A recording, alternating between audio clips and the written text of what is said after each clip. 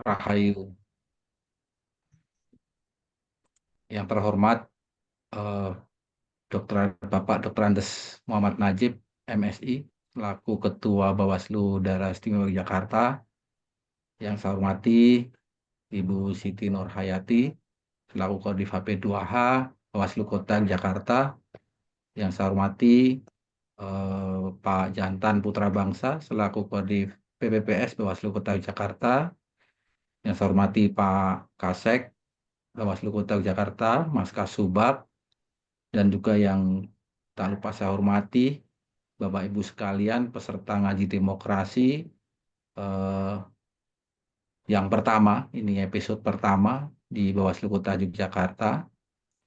Pertama saya ucapkan terima kasih atas kehadiran Bapak Ibu sekalian dalam eh, Zoom hari ini yang merupakan agenda dari Bawaslu Kota Jakarta dengan tema terkait tata kelola kelembagaan yang nanti akan disampaikan oleh eh, Ketua kita dari Bawaslu Daerah Istimewa Jakarta, Bapak Dr. Andes Muhammad Najib, MSI.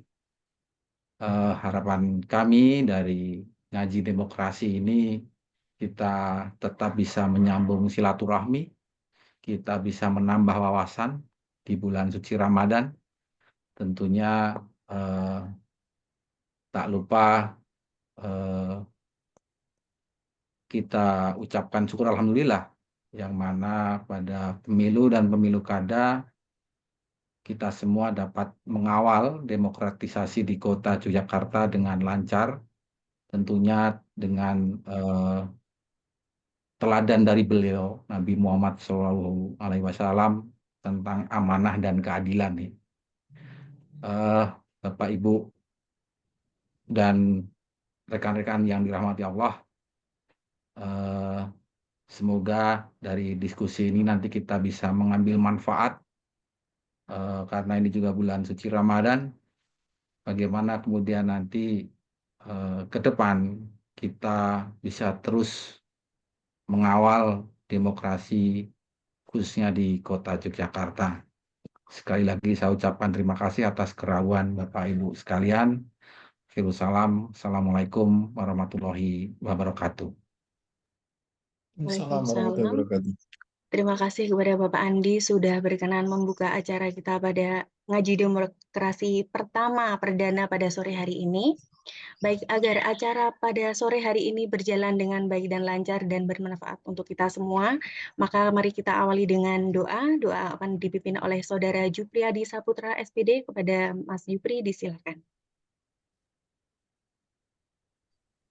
Assalamualaikum warahmatullahi wabarakatuh. Assalamualaikum Bapak Ibu yang saya hormati, marilah kita bersama-sama menundukkan kepala sejenak, berdoa sesuai agama dan keyakinan kita masing-masing, dan izinkan saya pada kesempatan kali ini akan memimpin doa secara Islam. Bismillahirrahmanirrahim. Alhamdulillahirabbil alamin, hamdan syakirin, hamdan na'imin, hamdan wafi ni'amahu wa yukafi mazidah. Ya Rabbana lakal hamdu kama yanbaghi li jalali wajhika wa azimi sultanik. Allahumma salli wa sallim ala sayyidina Muhammad wa ala alihi sayyidina Muhammad. Ya Allah yang Maha Pengasih, kami bersyukur atas segala nikmat yang telah Engkau anugerahkan kepada kami. Sinarilah hati kami dengan petunjuk-Mu, agar kami dapat melaksanakan tugas dan kewajiban hari ini dan esok dengan penuh tanggung jawab. Ya Allah ya Karim, hari ini kami berkumpul untuk melaksanakan kegiatan ngaji demokrasi yang diadakan oleh Bawaslu Kota Yogyakarta.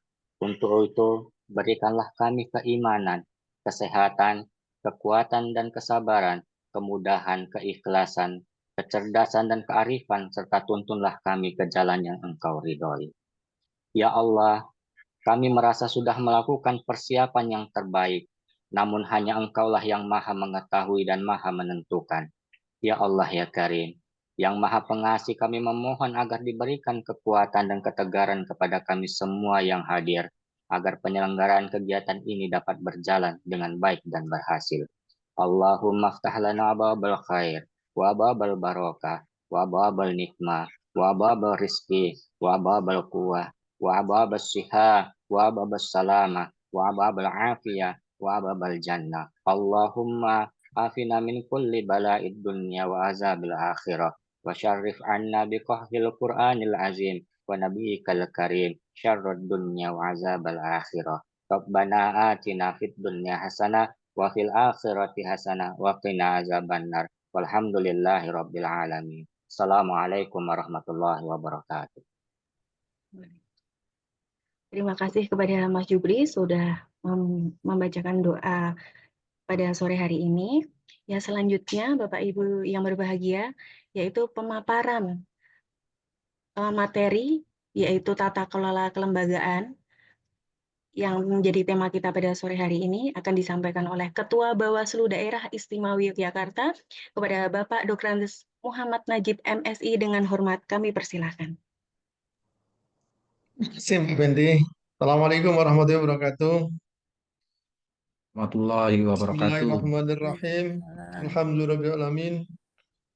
Wassalatu wassalamu ala rasulillah. La hawla wa la quwata illa billah. Yang saya hormati, saya muliakan Ketua dan anggota Bawaslu Kota Yogyakarta, Pak Kasek, para Kasubag dan staf Bawaslu Kota, para peserta kajian demokrasi pada sore hari ini, ngaji demokrasi, para mantan Panwascam, Panwas Kementerian dan juga para PKD yang hadir pada kesempatan hari ini. Alhamdulillah pada sore ini kita bisa ketemu untuk melakukan kajian terkait dengan soal tata kelola kelembagaan. Ini materi dasar bagi para penyelenggara, khususnya pengawas pemilu. Meskipun sebagian mungkin tidak lagi menjadi penyelenggara, namun tentu kami yakin pilihan menjadi penyelenggara adalah panggilan jiwa, sehingga tentu sekarang tidak, tapi kami yakin Anda diharapkan nanti bisa menjadi penyelenggara lagi ketika ada pendaftaran sebagai pengawas pemilu begitu. Agar yang saya sampaikan tidak kemana-mana, saya nyiapkan bahan paparan sebagai acuan kita untuk diskusi ya, meskipun nggak harus ada diskusinya karena ini katanya tausiah begitu kira-kira. Sahabatku semuanya,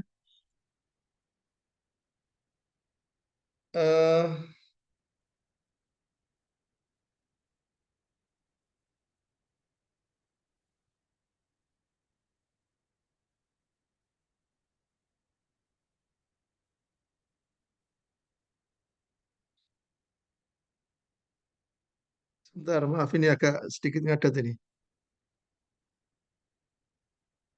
Oke, kenapa kita perlu ada tata kelola kelembagaan? Karena organisasi apapun, termasuk Bawaslu, dibentuk adalah dengan tujuan untuk mencapai tujuan tertentu, untuk mencapai apa yang menjadi visi misi organisasi dan tujuan dari organisasi itu sendiri. Dan untuk memastikan agar tujuan itu bisa dicapai dengan efektif dan efisien, maka dibutuhkan adanya tata kelola yang baik.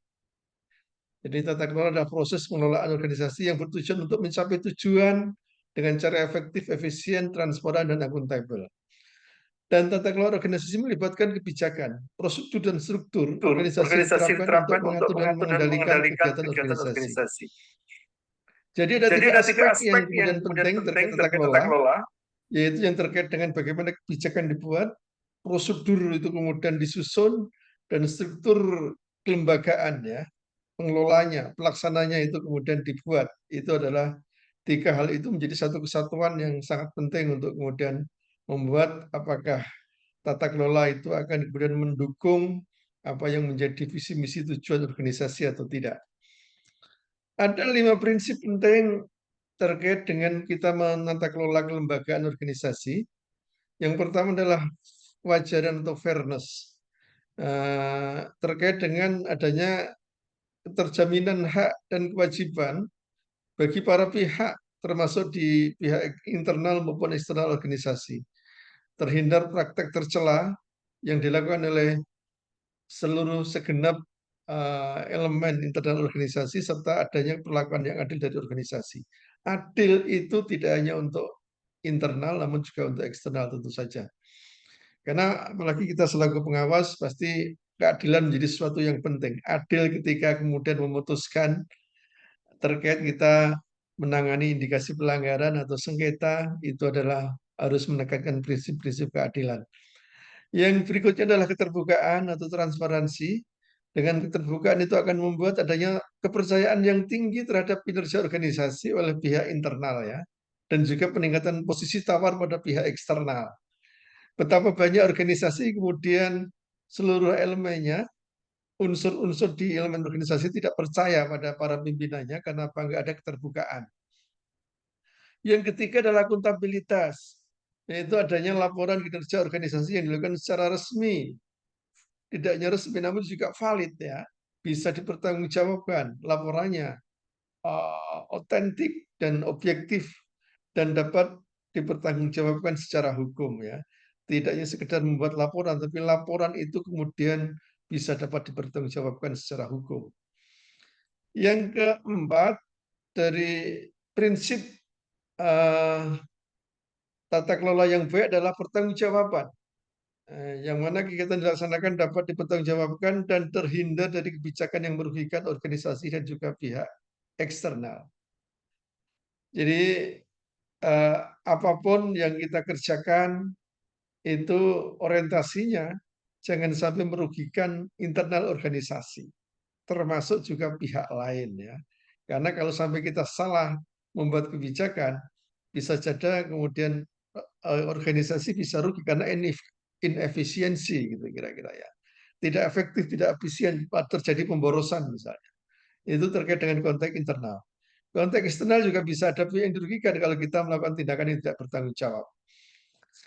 Hari ini kita dikritik banyak pihak PSU yang meskipun itu untuk konteks secara umum ya, tidak di Jogja karena nggak ada PSU ya. PSU yang terjadi di banyak tempat itu kan dianggap sebagian karena kesalahan penyelenggara.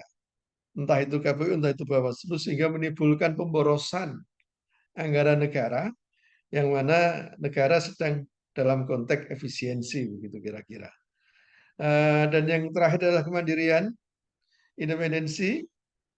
Ini penting karena kita ini adalah lembaga yang harus memutus, ya, memutus indikasi pelanggaran, menangani sengketa, proses antar peserta dengan penyelenggara, sehingga independensi ini penting. Kita nggak bisa kemudian membuat putusan itu atas dasar tekanan pihak lain, atas dasar kemudian pengaruh pihak lain.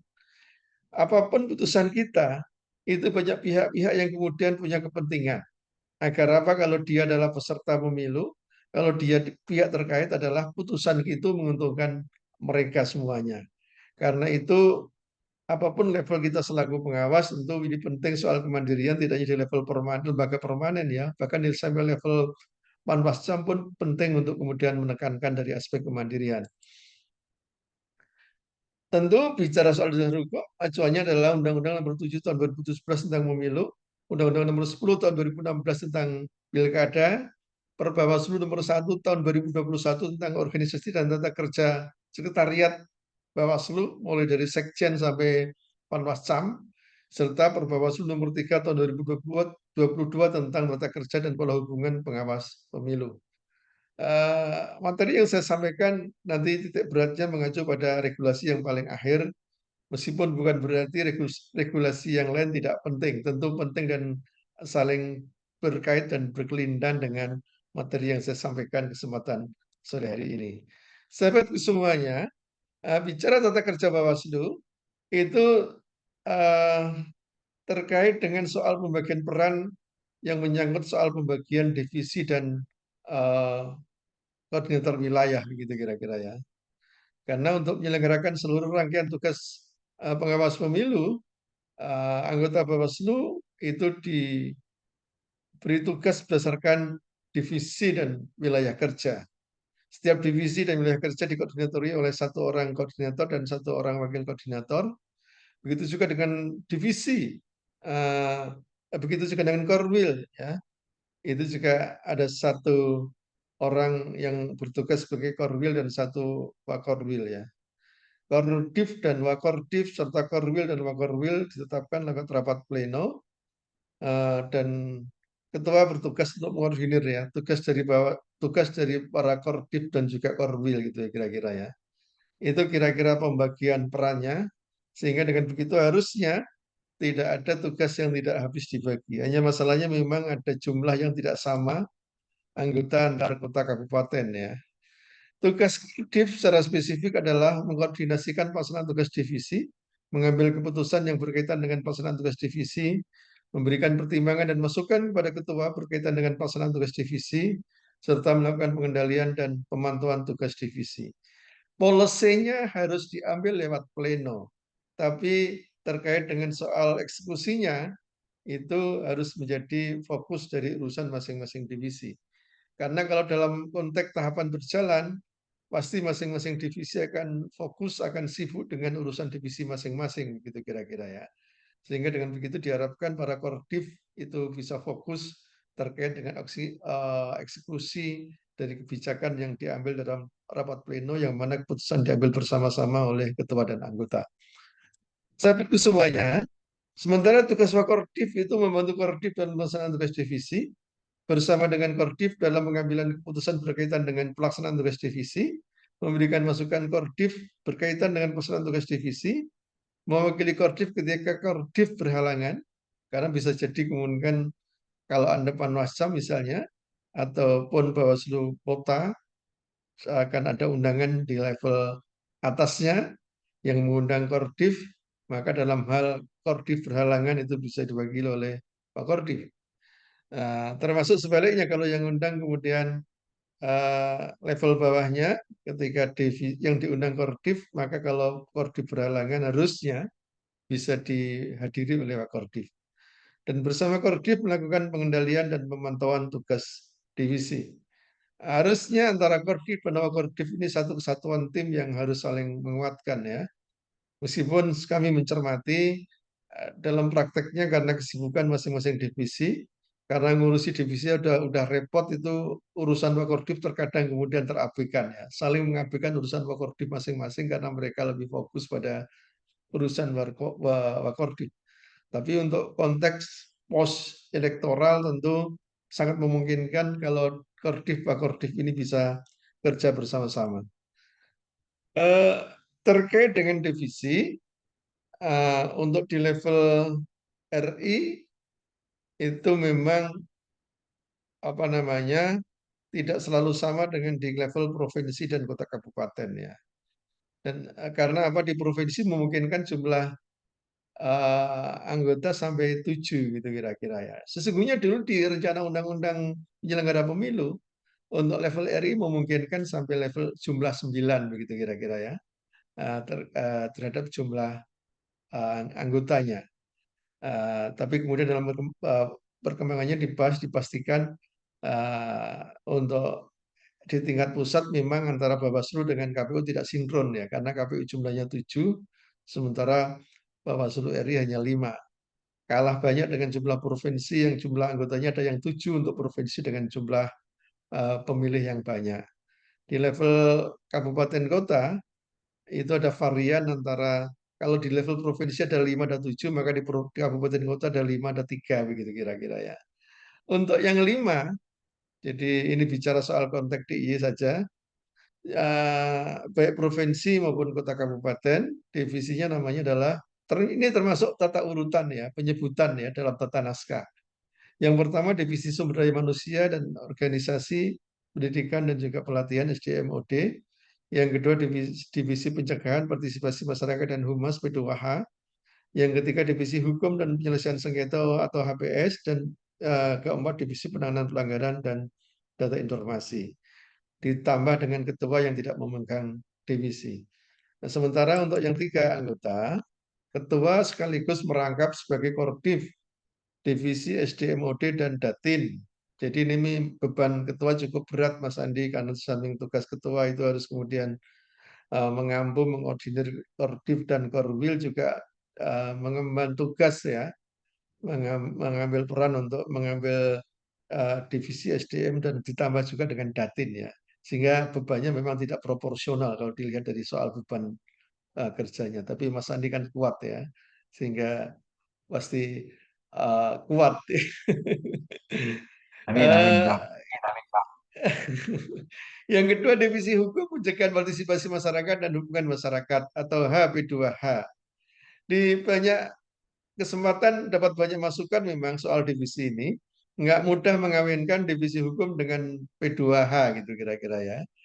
Karena divisi hukum itu kan terkadang membutuhkan syarat yang ketat terkait soal kapasitas pemahaman hukum. Sementara yang P2H itu kan terkadang lebih menekankan aspek kehumasan ya. Sehingga terkadang tidak ketemu ini.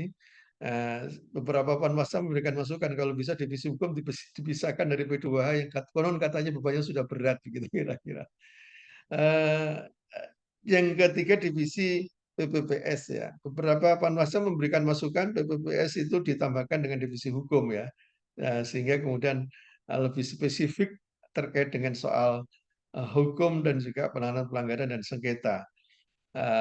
Sementara yang divisi kedua itu lebih heavy di pencegahan, yang kemudian di divisi yang ketiga itu pada terkait dengan soal penanganan pelanggaran dan sengketa lah begitu kira-kira. Sementara ketua itu urusan dalam negeri soal SDM begitu kira-kira. Tentu kami Bawaslu Provinsi tidak dalam posisi untuk memutus, tapi apapun masukan dari kawan-kawanku semuanya dari kota, kabupaten maupun kecamatan itu akan akan menjadi masukan bagi kami kalau satu saat nanti dimintai masukan terkait dengan struktur kelembagaan Bawaslu ke depan seperti apa. Sahabat semuanya, sementara tugas Perwil yang pertama melakukan koordinasi, supervisi, pemantauan dan pembinaan di wilayah koordinasi. Hanya Jogja ini memang sempit ya, DIY ini hanya dengan 5 kota kabupaten, sehingga kalau konteks DIY ini kita fleksibel soal pembagian korwil ini, tidak ketat-ketat amat. Kalau ketat amat mungkin Mas Andi akan bosen kalau yang berkunjung saya terus gitu kira-kira ya. Nggak ada apa namanya korwil yang lain yang datang gitu kira-kira ya, sehingga kita memutuskan ide ini dibuat enak aja lah, biar kemudian juga nggak bosan juga kita datang di satu kabupaten terus menerus juga bosan juga sama, sehingga kita saling kemudian cross lebih menekankan dari aspek kemudian ketugasan divisi ketimbang dari koordinator wilayah. Yang kedua, menyelesaikan permasalahan kelembagaan dan kinerja pengawas pemilu yang berada di wilayah koordinasinya secara efektif dan efisien. Ini membantu ketua tentu saja karena ini mestinya menjadi urusan ketua terkait dengan menyelesaikan berbagai persoalan yang ada di sebuah wilayah. Yang ketiga, memberikan pertimbangan dan masukan kepada korwil lainnya. Jadi dalam hal seorang korwil itu merasa di wilayah di luar wilayah koordinasinya itu ada masalah itu misalnya yang menyangkut divisi yang dia ampu, bisa saja kemudian memberikan masukan kepada korwil yang bersangkutan. Yang keempat, melakukan koordinasi dengan Kordiv dalam melakukan evaluasi penyelesaian masalah dan atau pembinaan kepada jajaran pengawas pemilu. Karena tentu yang namanya Korwil tidak selalu menguasai seluruh divisi ya di luar yang dia ampu.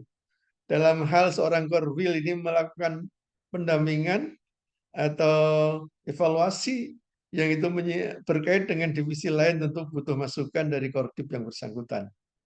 Meskipun kalau dalam konteks DIY kita lebih menekankan biar diurus masing-masing Kordip terkait dengan soal masalah divisi gitu kira-kira ya. Sehingga Orwil seolah-olah hanya ngurusi terkait dengan soal urusan kelembagaan di daerah, mendinamisir kerja-kerja di wilayah yang dia menjadi demikian. Sementara tugas Wakorwil adalah membantu Korwil dalam melaksanakan tugas, melakukan koordinasi dengan Korwil terkait dengan tugas wilayah kerjanya. Ini juga tidak mudah, apalagi terhadap Anda yang hanya 3 orang ya. Karena kami yakin dari masing-masing Anda akan fokus dengan tugas divisi dan tugas Korwilnya. Sehingga tugas Wakorwil itu kemudian tidak mudah untuk kemudian dilaksanakan ya. Meskipun di luar tahapan pemilu pasti kami berharap kita akan harus bisa mulai menata kembali ya terkait tata kelola kelembagaan sebagaimana ketentuan yang berlaku. Kemudian juga mewakili Korwil yang berhalangan dalam menjalankan tugasnya tentu saja. Seperti semuanya, ada 3 fase terkait dengan siklus pemilu ya. Apalagi sebagai lembaga permanen harus paham. Jadi sebelum pemilu itu kita masuk pada yang disebut dengan fase pre-elektoral ya. Ini dalam konteks pemilu universal ya, pemilu yang berlaku untuk di seluruh dunia. Tahapannya cukup simpel memang kalau dibanding dengan pemilu di Indonesia. Karena dalam konteks pemilu yang sudah mapan di negara demokrasi yang sudah settle, itu menjadikan pemilu tidak hanya menjadi urusan penyelenggara pemilu saja, tapi juga sebagian diurus oleh lembaga-lembaga yang punya kaitan ya. Taruhlah terkait soal pendaftaran pemilih misalnya, itu yang ngurus lembaga negara yang dibentuk memang untuk ngurusi terkait dengan soal data kependudukan. Karena harusnya daftar pemilih itu bisa dengan cara mudah dikonversi dari daftar penduduk. Kalau daftar penduduknya valid ya, harusnya mudah dikonversi. Hanya problemnya di Indonesia ini ada syarat yang tidak lazim. Menikah sebelum usia 17 tahun itu nggak lazim di negara lain. Kalau negara lain dasarnya hanya usia saja. Sehingga daftar penduduknya mudah dikonversi menjadi daftar pemilih. Karena hanya satu varian untuk menentukan apakah mereka sebagai pemilih atau tidak adalah dasarnya adalah mereka sudah berusia tertentu. Tidak harus 17, di negara lain ada yang 16, ada yang 18, begitu kira-kira. Termasuk juga tahapan yang lain, training, perencanaan, penyampaian informasi. Memang kalau kita mengacu Indonesia, itu sebagian masih menjadi urusan kita ya. Sebagian menjadi urusan lembaga lain ya. Bahkan kalau urusan terkait dengan soal sosialisasi atau bahkan pendidikan pemilih, itu seolah-olah bukan menjadi urusan penyelenggara, apalagi urusannya Bawaslu gitu kira-kira ya. Karena instansi pemerintah seperti Kesbangpol, Kemendagri, kemudian juga DPRD misalnya, itu juga mengambil peran dalam aspek itu. Bahkan partai politik juga kesampiran tugas ya, dapat anggaran dari negara untuk melakukan yang disebut dengan pendidikan apa namanya kader bagi mereka ya, kader-kader dari partai politik gitu kira-kira. Itu terkait juga dengan civic education. Sementara di tahapan electoral period dalam konteks universal tidak banyak memang. Yang pertama menyangkut soal nomination ya. Nomination itu terkait dengan soal pencalonan ya kalau di Indonesia ya. Kandidasi dalam konteks umum ya. Menerima pendaftaran calon, kemudian memverifikasi, menetapkan calon itu di sini di nomination ini ya. Kemudian setelah itu ada tahapan yang terkait dengan pelaksanaan kampanye. Tentu tidak hanya menyangkut soal pengaturan kampanye, namun juga kalau urusannya Bawaslu kan terkait soal penanganan pelanggaran dan sengketa. Termasuk yang penting dalam konteks kampanye itu adalah terkait dengan soal laporan dana kampanye. Ini di Indonesia masih cukup problem karena regulasi yang ada itu cukup membatasi bagi pengawas untuk kemudian mengawasi secara detail dan elaboratif ya terkait dengan laporan dana kampanye ini. Setelah itu voting ya, tentu di situ meliputi juga mulai dari pengadaan logistik harusnya ya, logistik pemilu harusnya masuk di sini juga, termasuk rekrutmen tenaga ad hoc dan serta juga teknis pelaksanaan pemungutan dan penghitungan suara. Dan tahapan yang lain adalah penetapan hasil ya. Kalau di Indonesia ini kan rekap berjenjang dan kemudian penetapan calon terpilih gitu kira-kira ya. Itu terkait dengan result ya. Kita ini karena nggak ada PSU di DIY ini masuk tahapan post elektoral period. Tahapan yang penting terkait dengan review ini menyangkut soal bagaimana kita nyusun laporan, baik laporan keuangan maupun laporan kinerja yang sudah kita laksanakan dan juga memberikan rekomendasi untuk perbaikan pemilu ke depan harusnya. Reform ya, termasuk reform ini terkait dengan soal aktivitas yang menyangkut soal riset misalnya, apalagi ini dalam konteks kita mau ada perubahan undang-undang pemilu, meskipun kita tidak menjadi pihak yang terlibat langsung, Tapi selaku pelaksana undang-undang, tentu Bawaslu, KPU terkait reform ini dibutuhkan masukannya ya. Karena kan kita ini yang melaksanakan undang-undang pemilu, yang merasakan begitu kira-kira. Sehingga masukan-masukan dari kita tentu sangat dibutuhkan. Dan yang tidak kalah penting dalam pos elektoral adalah tahapan strategi ya. Terkait dengan membangun jejaring kerjasama dengan para pihak lain, juga electoral management body reform ya, tata kelola kelembagaan termasuk dalam bagian strategi ini. Juga terkait dengan soal apa namanya update daftar pemilih ya, itu masuk pada tahapan post electoral period ini, serta penguatan kelembagaan dan juga meningkatkan profesionalitas dari seluruh komisioner maupun juga staf, itu harusnya masuk pada tahapan post electoral period ya. Di Indonesia pemilunya meskipun serentak itu kan prosesnya cukup panjang ya. Jadi meskipun pemilu tahun 2024 yang baru berlangsung itu mulainya kan mulai tahun 2022 itu sudah mulai tahapan, sehingga nyaris 2,5 tahun rangkaian proses electoral period sesungguhnya ya. Sehingga antara post electoral period dan pre-electoral itu di antara apa namanya waktu electoral period itu sekitar 2,5 tahun dibagi 2 itu ya. Sekarang ini memang ada banyak masukan dari banyak pihak terkait dengan soal pemisahan antara pemilu nasional dan pemilu lokal ya. Sehingga kalau itu yang terjadi, tidak ada keserentakan dalam pemilu karena nanti akan ada jeda waktu sekitar ada beberapa masukan, ada yang 2 tahun antar pemilu dan di tahun yang terakhir itu nanti untuk rekrutmen penyelenggara pemilu gitu kira-kira ya.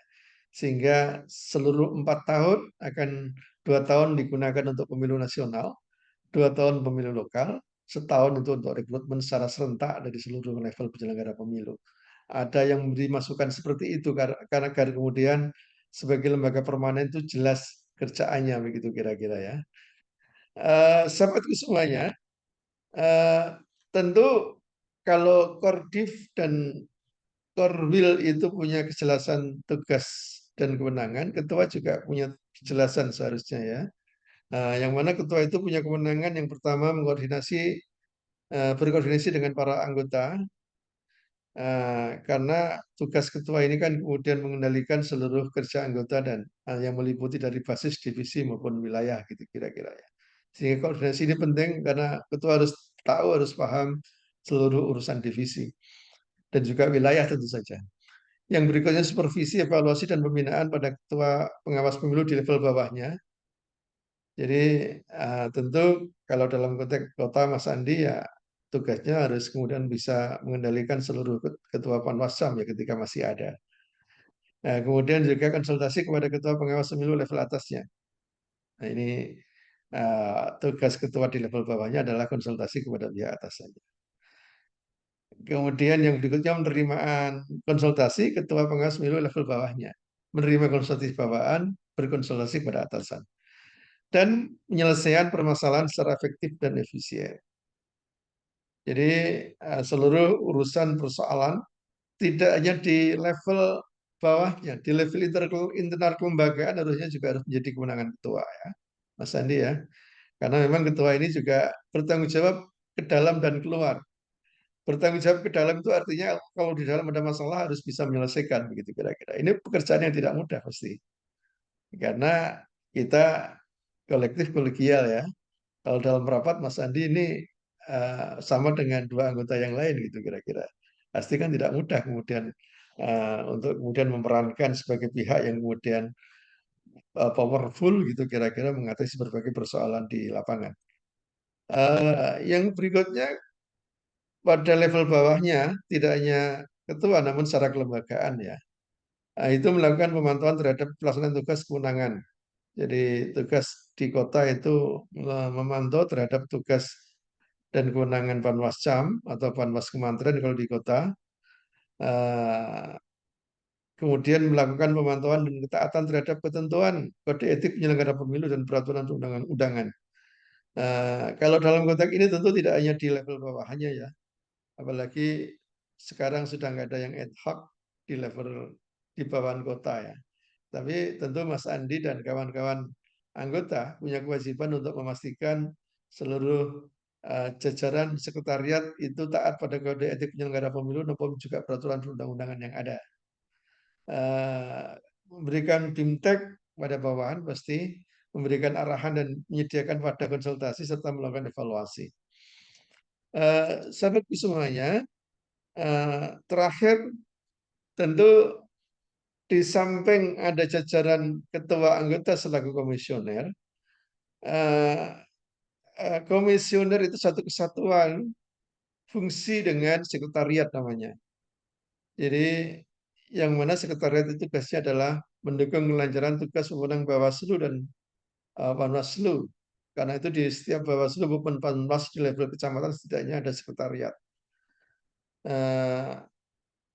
Makanya antara komisioner sekretariat harus saling menguatkan ya. Saya mengandaikan seperti sekeping mata uang gitu kira-kira ya. Yang dua sisinya itu harusnya saling menguatkan. Mata uang itu akan kemudian tidak bernilai kalau salah satu sisinya kemudian rusak atau dirusak oleh sisi yang lain begitu kira-kira. Kalau kita mencermati pengalaman di banyak pihak ya, baik dari komisioner maupun dari sekretariat yang dilaporkan di DKPP maupun terkait dengan kasus pidana misalnya, itu karena satu sama lain saling melaporkan, ya. Tidak saling mendukung dan menguatkan, namun saling menjatuhkan dan saling kemudian menjerumuskan begitu kira-kira. Tentu kami tidak ingin di DIY khususnya di kota ini hal itu terjadi ya. Karena antara komisioner sekretariat harusnya adalah satu kesatuan tim yang punya fungsi untuk saling menguatkan. Karena itu ya butuh pemahaman dan kesadaran bersama untuk kemudian saling memahami terkait dengan tupoksi masing-masing dan saling kemudian menjaga kehormatan di antara dua belah pihak. Itu yang dapat kami sampaikan. Kurang lebihnya mohon maaf. Assalamualaikum warahmatullahi wabarakatuh. Waalaikumsalam warahmatullahi wabarakatuh. Terima kasih kepada Bapak Muhammad Najib sudah menyampaikan materi pada sore hari ini. Monggo dari Bapak Ketua, Bapak Andi Kartala, jika akan menambahkan dalam konteks Kota Yogyakarta. Silakan. Iya, Mbak Fendi. Saya lebih pada bertanya saja mungkin ya Pak Najib, biar ini nanti sedikit nyambung ke teman-teman yang peserta dari eksternal. Mungkin kalau tadi lebih banyak ke asupan untuk teman-teman di internal, ini bentuknya saya pertanyaan Pak Ketua. Jadi konteksnya di demokratisasi di tingkat lokal ya. Jadi yang ingin saya tanyakan terkait bagaimana ini kemudian masyarakat Kota Jogja ini biar dapat meningkatkan partisipasi aktifnya dalam proses politik gitu kan. Mengingat pentingnya peran warga atau masyarakat di dalam memperkuat demokrasi. Langkah apa yang kemudian dapat diambil alih oleh masyarakat untuk terlibat lebih aktif ya tentunya dalam pengawasan pemilu, dalam menjaga transparansi dan mengawal proses demokrasi agar lebih sehat. Itu yang pertama Pak Ketua. Dan yang kedua, ini sebagai mungkin juga informasi ke teman-teman yang hari ini peserta yang dari eksternal yang hari ini ikut. Apa saja kemudian menjadi tantangan utama yang dihadapi dari Bawaslu Daerah Istimewa Jakarta dalam menjaga kualitas demokrasi di tingkat lokal dalam konteks pengawasan pemilu di daerah.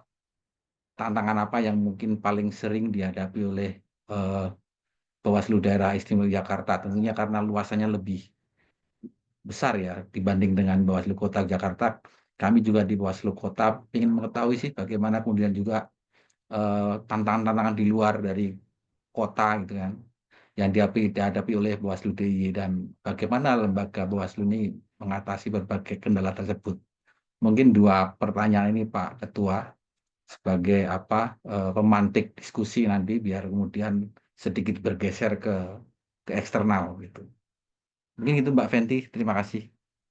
Oke, baik, terima kasih kepada Bapak Andi. Monggo kepada Bapak Najib bisa langsung dijawab nanti untuk Terima memancing peserta yang lain. kasih, Mas Andi. DIY ini barometer nasional ya untuk demokrasi, untuk pemilu yang baik ya.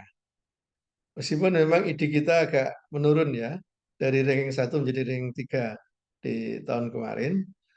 Namun tentu itu tidak mengurangi kemudian kualitas dari demokrasi di Jogja ini.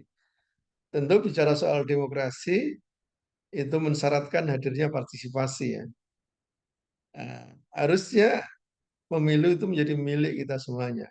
Urusan keberhasilan pemilu, jadi kalau DIY ini pemilunya berjalan dengan baik, ya tentu itu tidak hanya semata-mata karena hasil kerja kerasnya KPU maupun Bawaslu, namun tentu juga dukungan masyarakat, apalagi ini DIY ini kota pendidikan banyak perguruan tinggi, tentu saja kita didukung juga partisipasi lembaga pendidikan tinggi ya, lewat para dosen yang kritis, mahasiswa yang kritis, sehingga hal-hal yang dalam konteks DIY bisa menjadi masalah besar ya.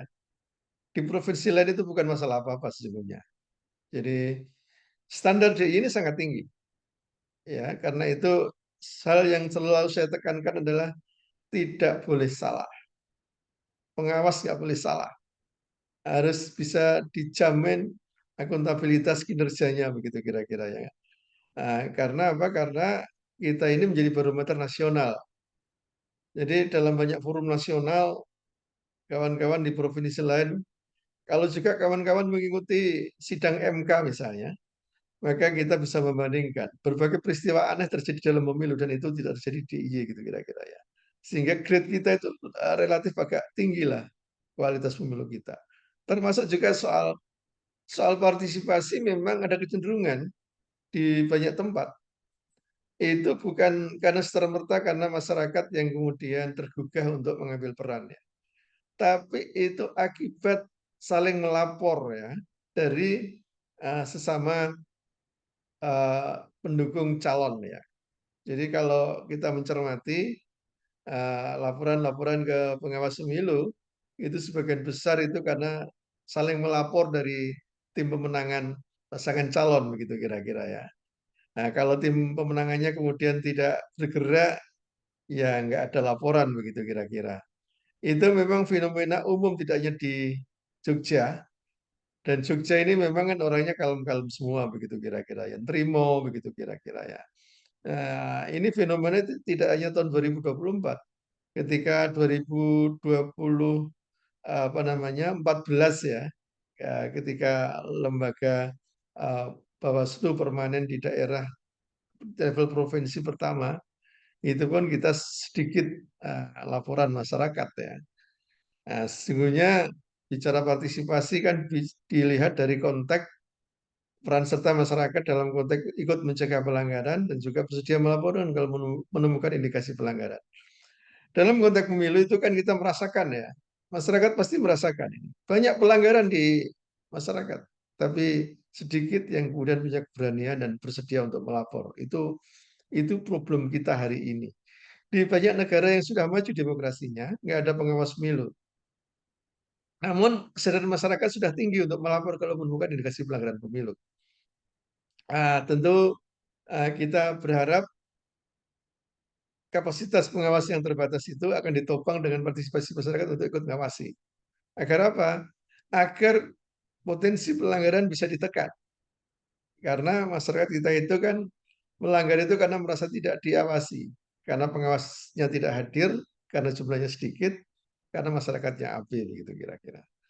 Nah, tentu ini butuh pemahaman dan kesadaran masyarakat yang menggerakkan tentu tidak saja Bawaslu, namun harus menjadi urusan kita semuanya ya. pemerintah daerah itu punya peran yang penting, lembaga pendidikan punya peran yang penting, LSM yang concern pemilu juga harus punya peran penting, Ormas juga punya peran penting untuk menggerakkan seluruh komponen yang ada di dalamnya untuk mengambil bagian dalam konteks ikut mengawasi, itu yang disebut dengan pengawasan partisipatif. Yang kedua, soal demokrasi di DIY ini, meskipun tadi di awal saya sampaikan sudah relatif tinggi ya, namun harusnya itu menjadi tanggung jawab kita semuanya. Karena peristiwa kecil yang terjadi di DIY adalah konflik antar etnis, antar suku yang terjadi. Bahkan konflik antar supporter dengan kelompok pencak silat misalnya. Itu bisa kemudian menurunkan grade kita ya. Saya menduga turunnya grade dari ranking 1 ke ranking 3 itu karena adanya konflik ya di DIY, tidak terkait dengan soal pemilu, tapi terkait dengan soal keributan antar kelompok pencak silat ya waktu itu ya, atau juga antara pencak silat dengan supporter sepak bola ya. Sedikit itu, tapi itu menjadi persoalan yang besar. Seperti kalau kita bicara indeks kerawanan pemilu, DIY termasuk tinggi karena memang ada peristiwa-peristiwa yang itu sesungguhnya kalau dibandingkan dengan jumlah yang relatif aman damai itu sedikit jumlahnya, tapi karena ada evidence-nya tentu ini mencoreng dari angka kita ya. Tentu Bawaslu memang menjadi bagian penting dari dalam konteks untuk mendorong kualitas demokrasi yang lebih baik, tapi Bawaslu pasti nggak bisa sendirian. Bawaslu adalah bertugas untuk menjamin kualitas pemilu. Namun sesungguhnya kualitas pemilu sendiri tidak bisa ditentukan oleh Bawaslu. Sangat tergantung pada peserta pemilu, tergantung pada masyarakat, tergantung juga pada KPU, tergantung pada pihak-pihak yang lain di Jogja ini. Begitu Mas Andi yang dapat kami sampaikan. Terima kasih. Terima kasih Pak Ketua. Terima kasih Pak Najib. Mau Pak Andi, wonten malih? Cukup Mbak Fenty, mungkin Onjik. teman-teman yang Dari lain. Bapak Ibu peserta ngaji demokrasi, dipersilahkan. Mbak, saya izin bertanya. Monggo. Ya.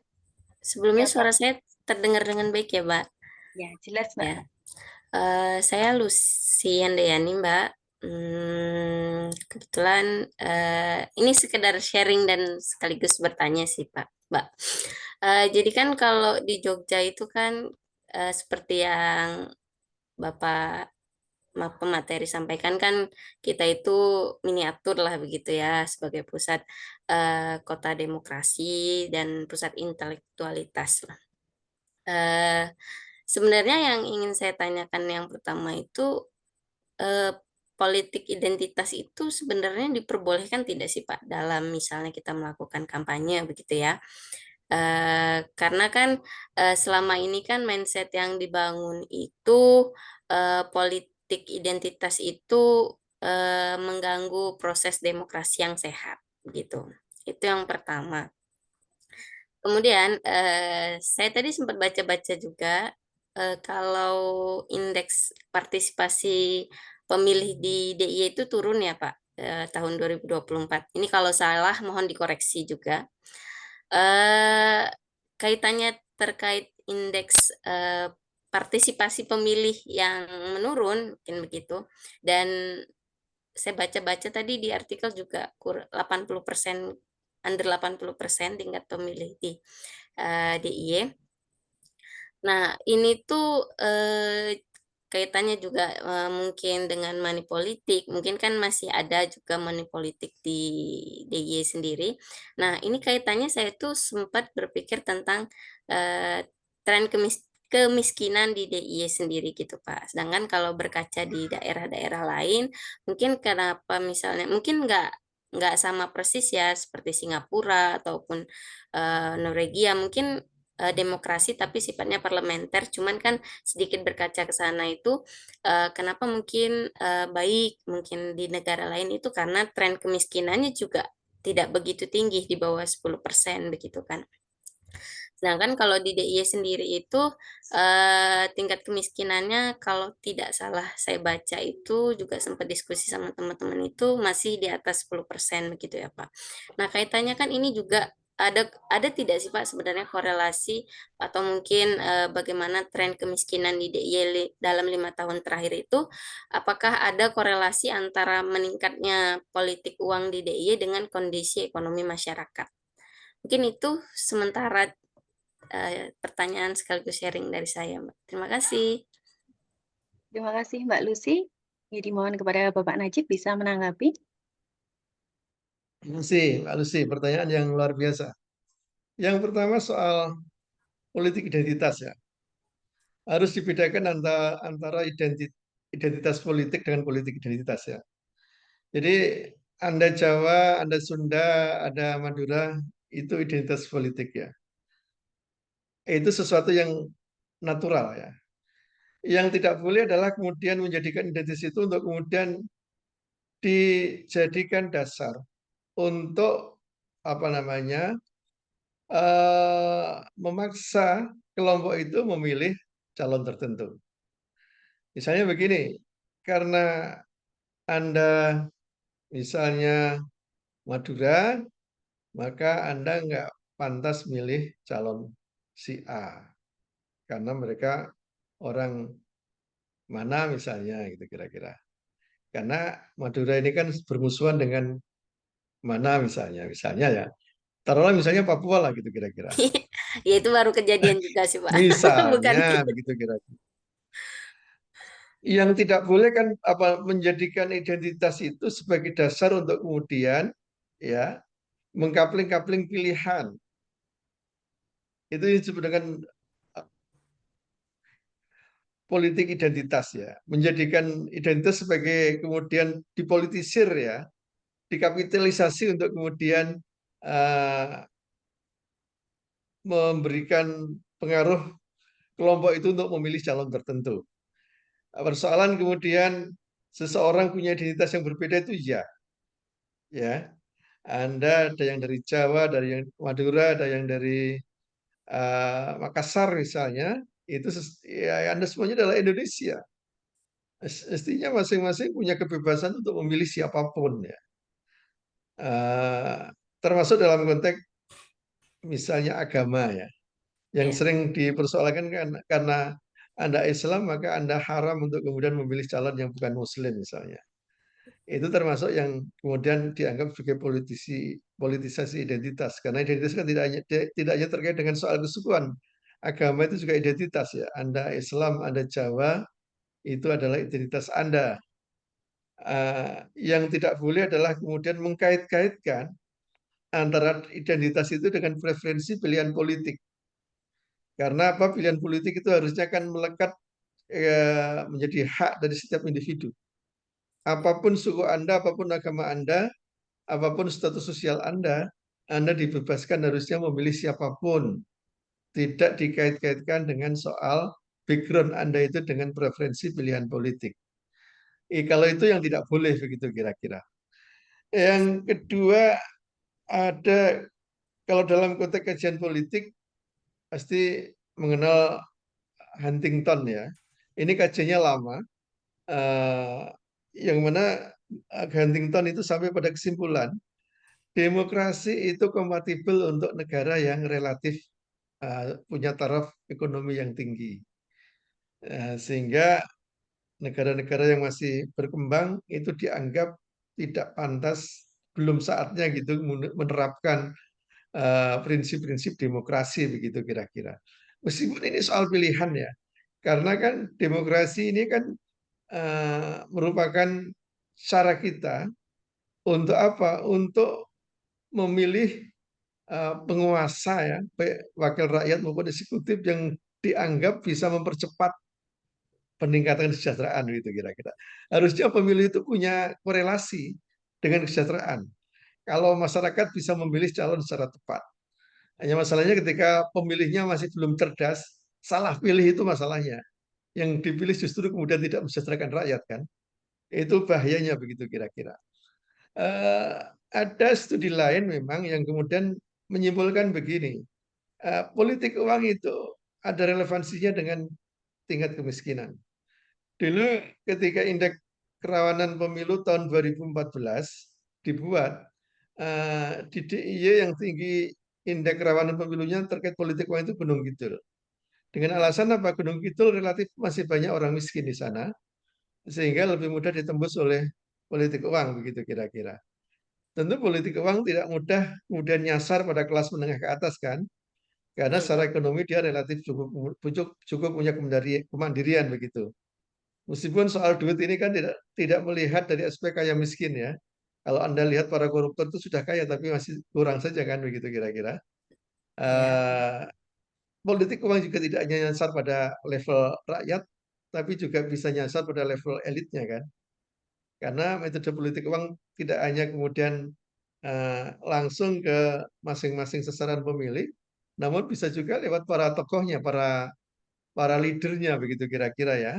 Lewat para kepala dukuhnya, ketua RT-nya, tokoh agamanya misalnya, agar mereka mengondisikan warganya atau komunitasnya begitu kira-kira. Itu kira-kira yang dapat kami tanggapi Mbak Lucy. Terima kasih. Iya, Mohon maaf Pak. kalau kurang memuaskan. Ya, sudah cukup jelas ya Mbak Lucy. Oh iya. Baik, untuk Bapak Ibu yang lain, mungkin satu penanya lagi. Dipersilahkan.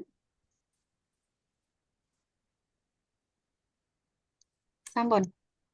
Atau baru menyiapkan bukaan ini? Mbak, sembari menunggu saya mau ngasih feedback sedikit ya. Eh, Tadi kan Pak Najib juga bilang tahun 2019 itu indeks kerawanan itu yang paling tinggi di DIY Gunung Kidul ya Pak. Nah, kalau 2024, kalau nggak salah saya pernah ikut kegiatan di Bawaslu juga, itu dibilang indeks kerawanan 2024 itu ada di Sleman, Pak. Betul nggak, Pak? Benar. Benar ya. Nah, berarti, nah, sedangkan setahu saya waktu itu juga pada saat baru-baru ini juga saya sempat ikut diskusi gitu. Kebetulan waktu itu pematerinya Pak Sekda. 2024 juga sih Pak, tapi waktu itu tingkat kemiskinan di DIY itu yang paling tinggi bukan Sleman, tapi masih di Gunung Sleman nggak Kidul. miskin kan? Hah? Yang miskin. Sleman bukan daerah miskin loh.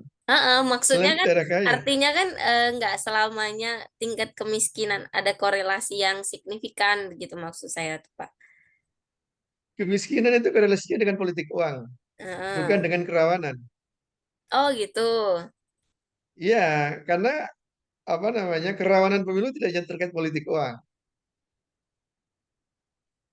Politik uang hanya satu aspek aja dari kerawanan pemilu. Karena pelanggaran pemilu kan banyak ragamnya. Mm-mm. Sleman ini terkait dengan soal pemenuhan hak pilih warga negara biasanya. Karena banyak mahasiswa di sana kan. Ya Termasuk betul banyak Pak. PSU kan terjadi di Sleman. Karena ada pemaksaan untuk bisa milih kan. Mereka nggak terlalu sebagai pemilih, kemudian maksa untuk milih misalnya.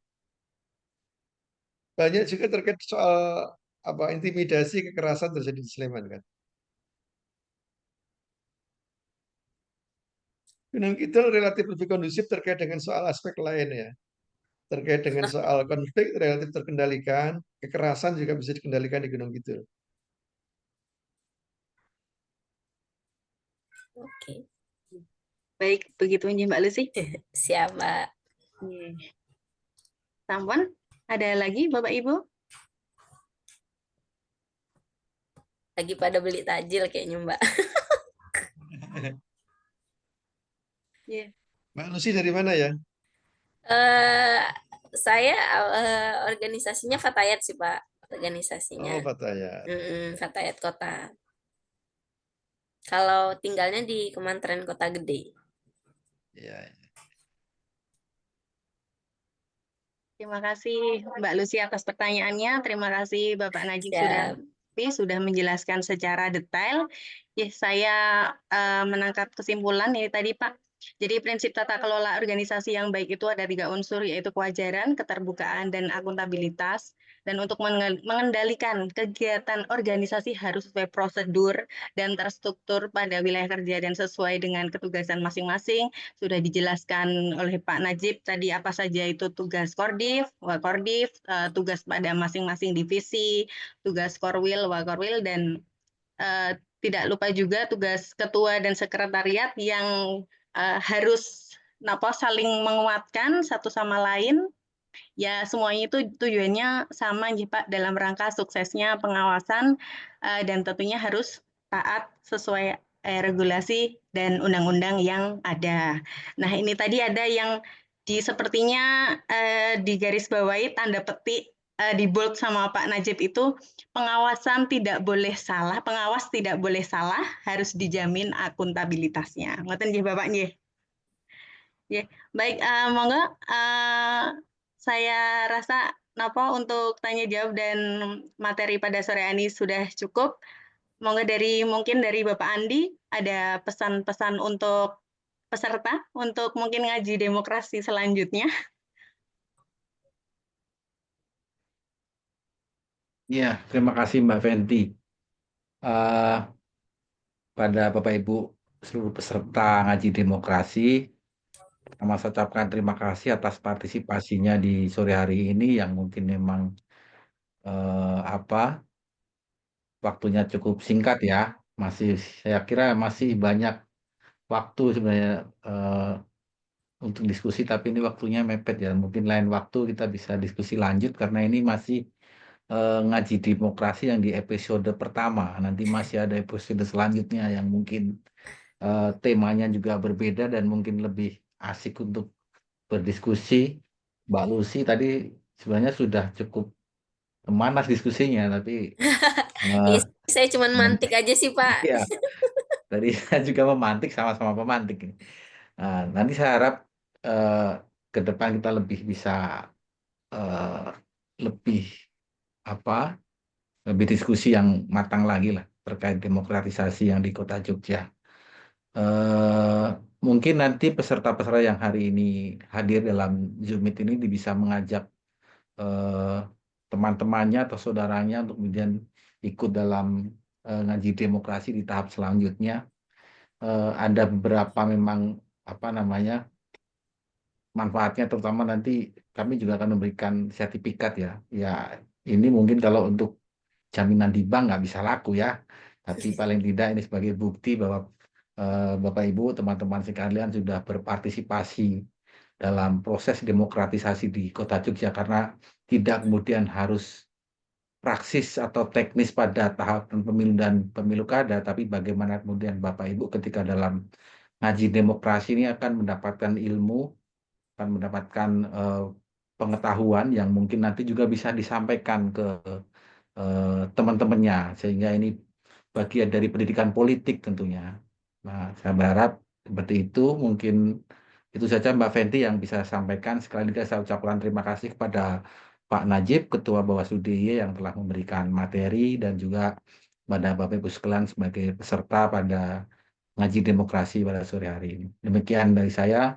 Wallahumma muwaffiq ila aqwamit thoriq. Wassalamualaikum warahmatullahi wabarakatuh. Waalaikumsalam. Mohon izin Pak Najib, mohon maaf ada pertanyaan satu di kolom chat. Ini antusias, ternyata peserta aktif juga ya, mungkin malu mau ngendiko langsung. Ini bagaimana caranya menggugah semua warga masyarakat sadar akan hak demokrasinya. Mohon menanggapi Bapak Najib. Ya, tentu kan harus dilihat segmennya ya. Jadi yang namanya kesadaran kan harus dibangunkan oleh semua pihak ya. Ini bukan tadi saya sampaikan, bukan semata-mata kerjanya Bawaslu ya. Fatayat juga punya tugas ya, selaku ormas pasti ya. Kemudian juga perguruan tinggi, kemudian tokoh-tokoh masyarakat. Ini harus gotong royong ya, membangun kesadaran bersama. Karena demokrasi itu tumbuh kalau kemudian budaya demokrasi masyarakat ini kemudian mendukung ya. Problem berat kita kan terkait dengan soal kultur masyarakat yang terkadang tidak kompatibel ya. Meskipun memang di Jogja relatif agak bagus karena kota pelajar. Jadi kalau dibandingkan dengan daerah lain saya rasa kita relatif agak sedikit maju lah begitu kira-kira. Meskipun kami masih tidak puas kan. Tadi juga disebut-sebut Mbak Lucy misalnya tingkat partisipasi yang menurun gitu kira-kira ya. Tentu faktornya banyak ya. Karena partisipasi tidak semata-mata diukur dari kehadiran pemilih ke TPS ya. Kalau dalam konteks pengawas, yang terpenting adalah kesediaan untuk dua hal, ikut mencegah pelanggaran. Yang kedua adalah bersedia melaporkan kalau menemukan indikasi pelanggaran. Itu yang menjadi ukuran kita. Kalau hadir ke TPS itu ukurannya KPU gitu kira-kira. Kita lebih pada aspek kualitas pemilunya, tidak kuantiti yang datang ke TPS begitu kira-kira ya. Jadi kalau ditanyakan bagaimana caranya meningkatkan partisipasi, pasti harus dilihat dulu segmennya yang mana ini. Segmen berbeda itu butuh metode yang tentu saja yang berbeda gitu kira-kira. Masing-masing pihak tentu punya cara, kiai punya cara untuk kemudian bagaimana santrinya bisa meningkat partisipasinya begitu kira-kira. Kalau Anda misalnya aktivis di masyarakat juga bisa punya peran tentu saja, dan kalau Anda tokoh masyarakat juga bisa mengambil peran. Kalau Anda seniman bahkan juga bisa mengambil peran. Kalau Anda konten kreator misalnya bisa mengambil peran, dan Indonesia butuh peran banyak pihak agar demokrasi kita bisa tumbuh dengan subur, khususnya di Jogja ini. Terima Baik, kasih Mbak Benti. Nggih, terima kasih Bapak. Begitu nggih Bapak Kisandri yang menyampaikan pertanyaan lewat kolom chat. Saya kira semuanya sudah cukup jelas. Terima kasih kepada Bapak Najib sudah menjadi narasumber kita pada ngaji demokrasi perdana sore hari ini. Bapak Ibu mengawasi itu jadi bukan tugas Bawaslu saja, tapi semua masyarakat di wilayah Kota Jogja, terutama yang untuk kita, dan termasuk dalam ajakannya, ajakannya harus kita ayo-ayo ke semuanya untuk sadar demokrasi. Baik Bapak Ibu, sebelum kita akhiri, mari kita foto bersama terlebih dahulu. Kepada Bapak Ibu peserta ngaji demokrasi, dimohon untuk menyalakan kamera.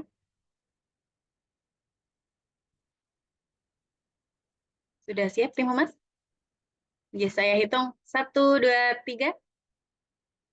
1, 2, 3. Pakai salam awas mboten ya? Salam awas.